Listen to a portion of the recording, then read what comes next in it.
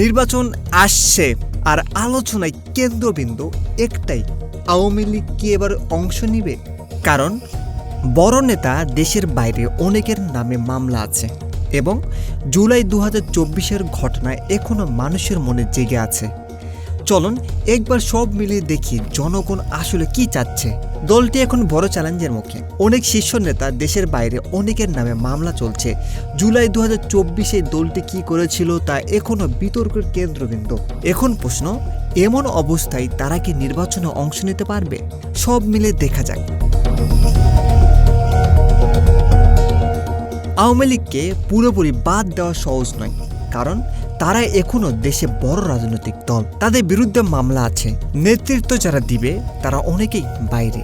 তবুও অনেক বিশ্লেষক মনে করছেন ভোটারদের চোখে নির্বাচন গ্রহণযোগ্যতার সবচেয়ে বড় চ্যালেঞ্জ। এখন আসি সবচেয়ে গুরুত্বপূর্ণ দিক, জনগণ কি বলছে।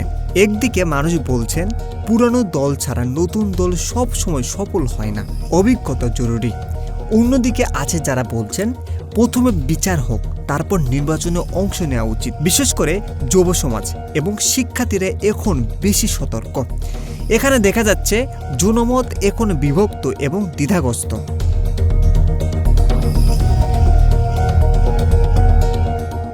সব মিলিয়ে দেখা যায় আওয়ামী লীগের অংশগ্রহণ সম্ভাবনা আছে, কিন্তু বিতর্ক কম নয়। পুরনো মামলা, নেতা বিদেশে থাকা, অতীতের কর্মকাণ্ড সবই ভোটারদের আস্থা প্রভাবিত করছে।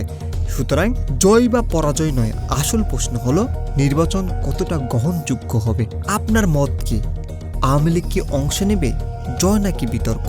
কমেন্টে জানান, শেয়ার করুন এবং সাবস্ক্রাইব করতে ভুলবেন না। নির্বাচন শুধু ভোট নয়, এটি হলো মানুষের বিশ্বাসের আসল পরীক্ষা। এবারের আলোচনাটা এখানেই শেষ।